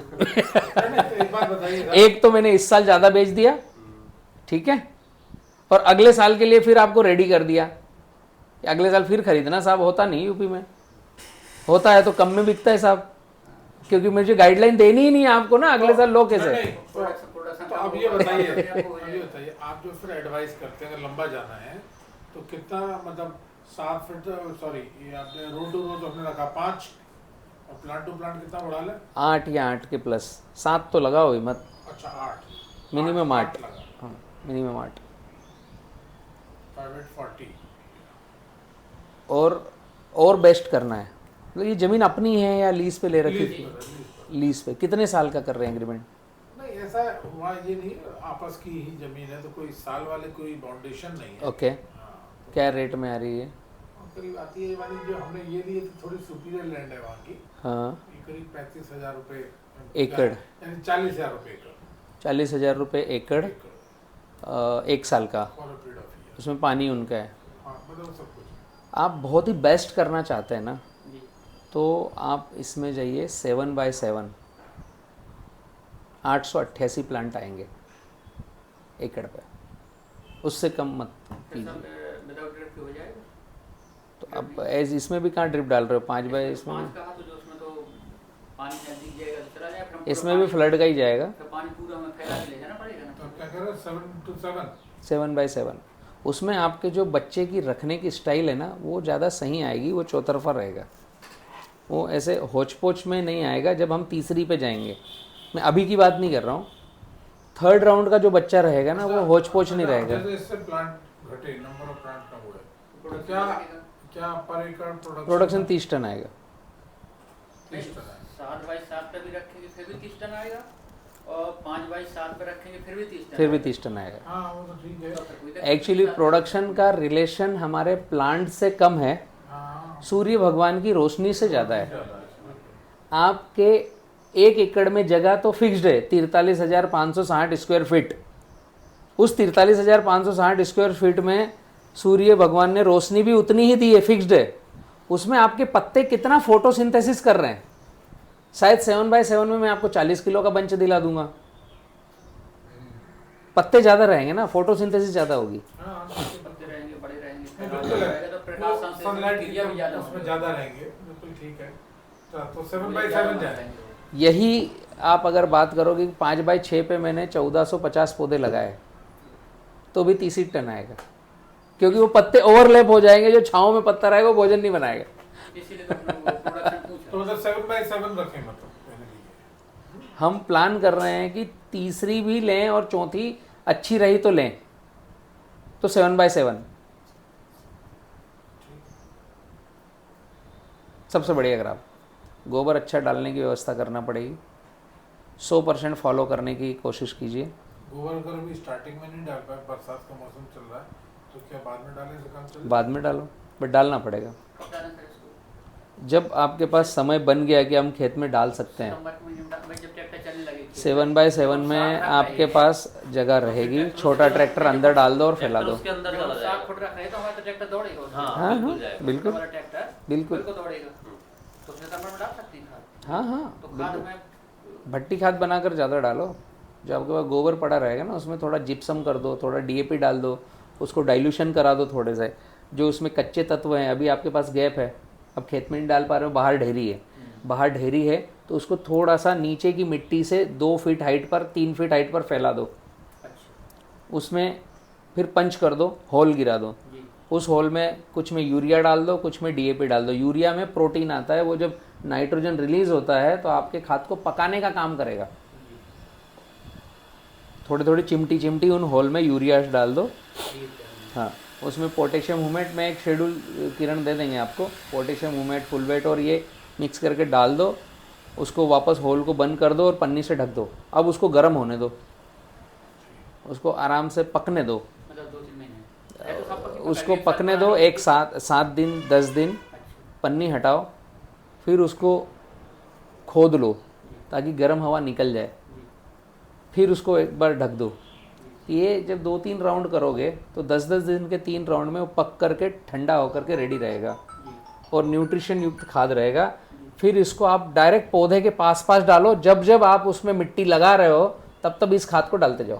तो वो खाद रखे रहेगी उसको, वो तो नहीं होगी, खराब तो नहीं होगी। नहीं वो खराब वो तो अच्छी बनेगी, खराब नहीं तो और होगी। अच्छी रहेगी, जितना कच्ची खाद की बजाय अच्छी रहेगी। अच्छी रहेगी। ये साहब है तो 1 साल की पकी हुई, 1 साल की, पिछले बरसात की ढेरी की। एक्चुअली क्या होता है, जब पिछली बरसात की ढेरी है तो जो फार्मर ने खाद उठा करके दे दिया, अब उसका प्लेन लैंड बच गया, तो पहली गोबर की पोटली रखी वो पकी हुई है। जी दूसरे दिन दूसरी पोटली उसके ऊपर आ गई। जी आज लास्ट वाली पोटली तो सबके ऊपर है, हाँ, वो पकी नहीं। तो ऊपर से कच्ची है, नीचे पेंदे से पकी है। तो हम बोल रहे हैं कि 1 साल की खाद है पकी हुई, जबकि लास्ट की पोटली तो अभी 10 दिन पुरानी है। वो पक्की हुई नहीं है ना। एक्चुअल तो उसको खाद भट्टी, देनी है वो। उसको खाद देनी है तो वो भट्टी बना करके पकाना है आपको। नीचे से पकी हुई मिलेगी, ऊपर से कच्ची मिलेगी। पकाने की विधि है। हाँ, पकाने के लिए उसमें यूरिया डाल कर पोटेशियम ह्यूमेट बहुत बेस्ट तरीके से इसमें जाया जा अगला सकता है। क्वेश्चन ये है सर मेरा, हम्म, अब आपकी कंसल्टेशन ली जाए तो वो कैसे ली जानी है बताइए। कंसल्टेशन के लिए कोई ज़्यादा दिक्कत नहीं है। आप कितनी दूरी पर हैं भैया सर? बहुत दूरी पर है। नोएडा ही 150 नहीं, किलोमीटर। नोएडा तो मैं हूँ, खेत तो मेरा जो है और भी दूर है। 700 किलोमीटर दूर है, देखो, जितना यहाँ से वहाँ है उतना थोड़ा ही उसके कम लिए है। 2-3 चीज़ें हैं। अभी हमारे नए सीरीज़ वाले वीडियोस और आएंगे, वहाँ फार्मिंग करेगा कौन? आप दोनों में से आप फार्मिंग करेंगे और आप इनको सपोर्ट करेंगे, ठीक है। तो एक तो आपके खेत की जांच होगी, दूसरे हम बनाना के वीडियोस एक ग्रुप बनाओ, आप 3 ही रहो उसमें, क्योंकि आप थोड़ा लैंड पॉकेट वैसे कॉर्पोरेट वे में कर रहे हैं, इसलिए मैं बता रहा हूँ। आप 3 और 2 हमको ऐड करो, 5 लोग हम केवल रहेंगे। उसमें मैक्सिमम बनाना से रिलेटेड क्या करना है, एक तो वो वीडियोस आपको भेज देंगे, उनको आप रीड कर लो। उसमें जो चीज़ नहीं समझ में आ रही ग्रुप में पूछ लो, भैया जवाब दे पाएँ तो ये दे देंगे, किरण जी दे देंगे। अगर दोनों के और ऐसा लगा कि क्वेश्चन नहीं हल हो रहा है तो मैं फ्री रहा तो मैं भी जवाब दे दूंगा। तो आपके मैक्सिमम क्वेश्चन का आंसर मिलना चाहिए। 100% दिमाग आपका नहीं चलेगा, दिमाग चलेगा हमारा। ज़मीन आपकी है, पानी आपका है, खेती आपको करना है, बट हमारे दिमाग से करना है। 2006 से अभी तक जो कमा लिया है वो हम चाह रहे हैं कि आपको इसी सत्र में दे दें। तो फिर क्वेश्चन लाओ, आंसर हम करेंगे, जो आंसर नहीं कर पाए वो अपने मन से कर लो, बट 99.9% आंसर हम देंगे, वो काम हमारे ही मन से होगा। सब 100% फॉलो होगा। बस इतनी सी बात है। तो मिट्टी की जांच होगी, उसके हिसाब से 365 दिन का पहले ही शेड्यूल दे देंगे कि किस दिन क्या करना है। इसके लिए आपको हर स्टेप का वीडियो भेजना है। खेत की तैयारी कर रहे हो, 2 मिनट का वीडियो बनाकर ग्रुप में डाल दो, भैया ये तैयारी कर ली, उसमें हमें लगा कुछ चेंज है, कन्फ्यूजन है, तो हम बता देंगे भैया नहीं आप ऐसा नहीं, इस दिशा में जाओ। प्लांटेशन कर रहे हो, उसी दिन का वीडियो भेजो, प्लांटेशन ऐसा कर रहे हैं, पहले बता देंगे प्लांटेशन करना कैसे है। अगर आप वैसे फॉलो नहीं कर रहे हो तो हम 3 में से कोई भी आपको बता ही देंगे कि भैया थोड़ा सा चेंज करो। प्लांटेशन के बाद ड्रेंचिंग कर रहे हो, भैया मैं आज ड्रेंचिंग बनाया, मैंने ऐसे बनाया है। ये डे टू डे के, अभी तो डिजिटल है अपने पास, हम आपके खेत पे आई गए, वीडियो आपने भेजा तो, और हमें ऐसा लगा कि विजिट करना है तो भैया नज़दीक है, आने जाने का केवल खर्चा आपको पे करना है, आ जाएंगे हम, विजिट दे देंगे, उसका कोई चार्जेस नहीं है। आने जाने का आप हमें हमारे क्रॉप डॉक्टर को फुलफिल करा दो, प्लॉट पर विजिट हो जाएगी। और मैं उस क्षेत्र में जब भी विजिट पे रहूँगा कोशिश करूँगा आपके तरफ से निकल के जाऊँ। प्लाट में भयंकर डैमेजपन आ गया, कुछ ज़मीन सपोर्ट नहीं करी, कुछ नहीं हो सकता, बलराम आना ही पड़ेगा, स्पेशल विजिट देना ही पड़ेगा, तो हम स्पेशल आ जाएंगे। बॉन्ड नहीं करेंगे कि हमारे 15 दिन में आपके खेत में रहेंगे। आपको हर 15 दिन का वीडियो भेजना है, इसके लिए हम आपको प्रतिबद्ध करेंगे। अगर आप हमें वीडियो नहीं भेज रहे हो तो आप अपने खेत के लिए अवेयर नहीं हो, तो फिर आपके खेत के नुकसान के आप खुद जिम्मेदार हो। नहीं सही सर। हैंड होल्डिंग सपोर्ट पूरा मिलेगा और बहुत अच्छे से प्लॉट बनाएंगे, कोई दिक्कत नहीं है। आप 50 लोगों की सुनो, उन 50 में से जो समझ में आ रहा है वो ग्रुप में डाल दो कि मैंने नाम मत बताओ किसकी सुनी, आप ये बताओ कि मेरे पास ये एक बात आई है, खेत में ये काम करना है, मेरी इच्छा हो रही है। हम उसको पांचों समझेंगे, हमारे रूट मैप में फिट हो रहा है तो आपको हम गो हेड बोल देंगे, वरना उसका कारण बताएंगे क्यों नहीं करना है। डायरेक्ट मना नहीं करेंगे, कारण बता के मना करेंगे कि ये करने से ये दिक्कत आएगी, इसलिए नहीं करना है। हमारा ये मकसद है। एक बड़ा काम चल रहा है पूरे भारत में, पोंगा भरई। सर हमारा ये मकसद पौधा भोजन लेता है जड़ से, हमें देना है ऊपर पोंगे में। जिस समय वो नाजुक है। हाँ, जिस समय नाजुक है।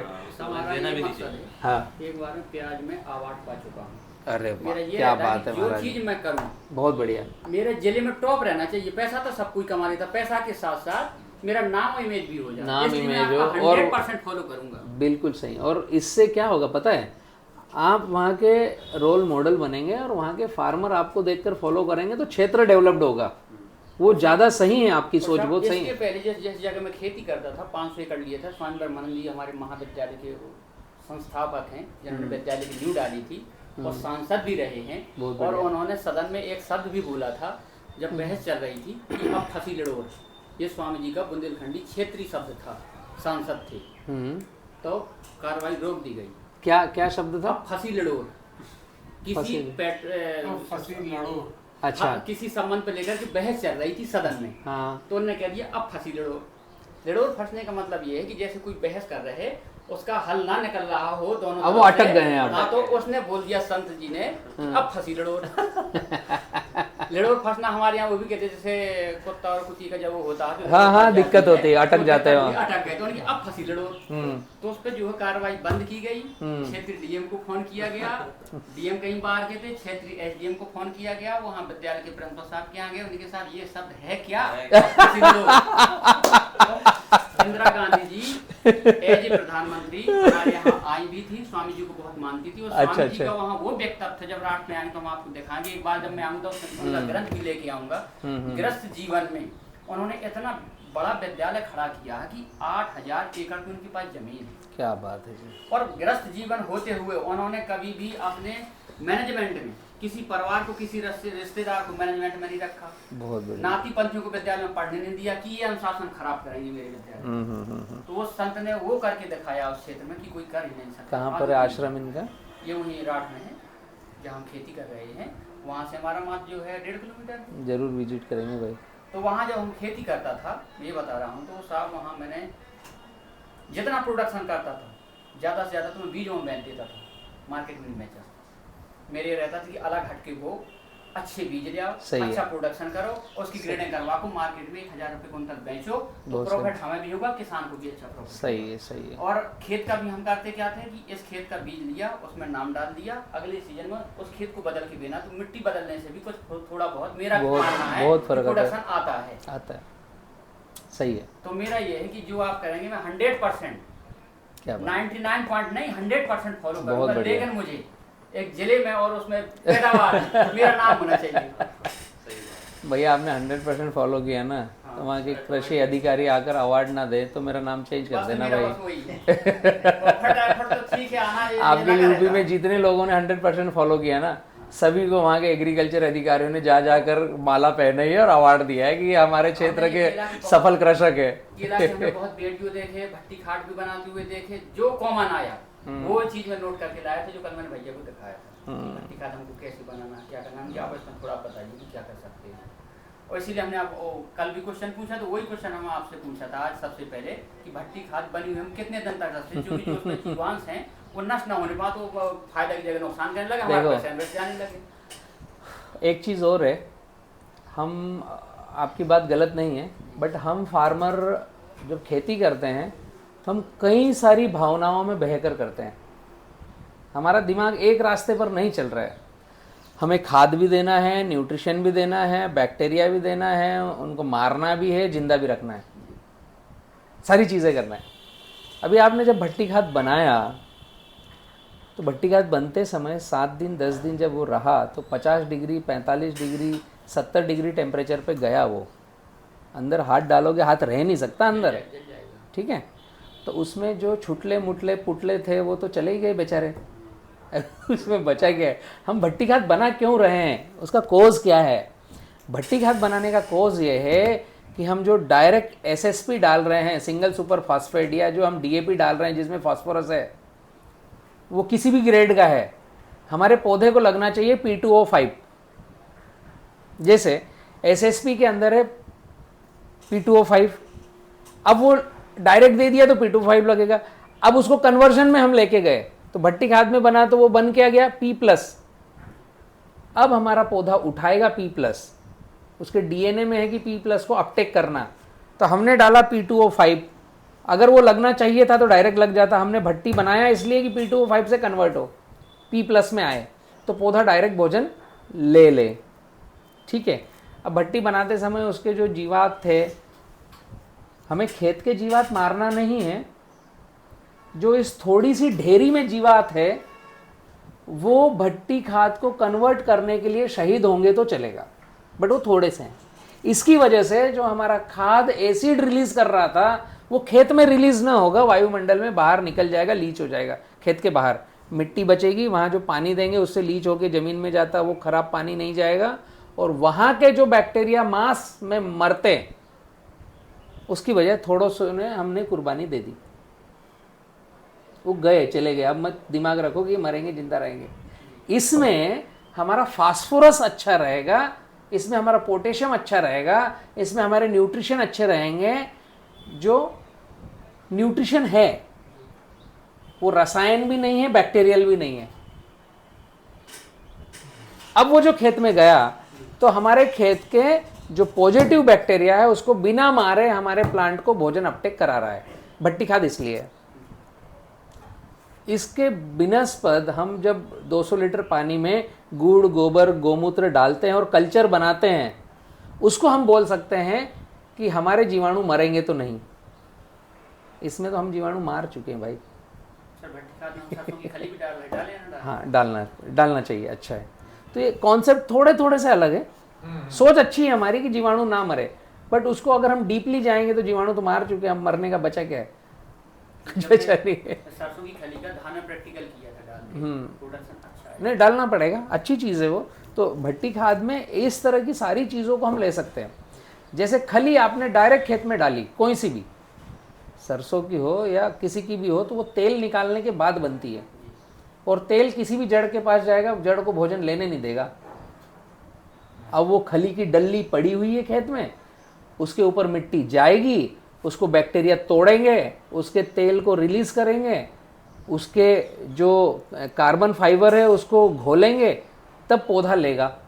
और आपने वो भट्टी खाद में डाल दी तो वो तेल रिलीज हो गया, अब वो कार्बन फाइबर उसके फुडरने लग गए, पौधा तुरंत ले लेगा। तो ऐसी जो भी चीज़ें हैं, हम प्लांट को जो डायरेक्ट फर्टिलाइज़र दे रहे हैं उसकी बात पहले भट्टी खाद बनाएं, फिर फर्टिलाइज़र दें। वही हमारी मिट्टी को स्वस्थ रखेगा, वही प्लांट को ज़्यादा भोजन अपटेक करवाएगा, और हमारे खेत में कुछ भी पीएच हो, ये पौधे को रेडी भोजन देगा। और सर भट्टी खाद मिक्सचर मशीन से बना के डालना चाहिए, अच्छी तरह से मिक्स भी हो जाएगी। वो सही है, वो गाँव में ले जाते हैं मिक्सचर मशीन। हाँ, मिक्सचर मशीन में डाल के आपका खाद ज़्यादा बनेगा ना। पूरा प्लान बना के डाल लिया, बिल्कुल, उसको सीधा काटते हुए उसमें डालते गए, बिल्कुल, और मिक्स करते हुए उसको मिश्रण आप कर लोगे तो वो ज़्यादा अच्छा रहेगा। एफर्ट लगेगा लेकिन हर प्लांट बराबर ग्रो करेगा, सही है वो, राइट है।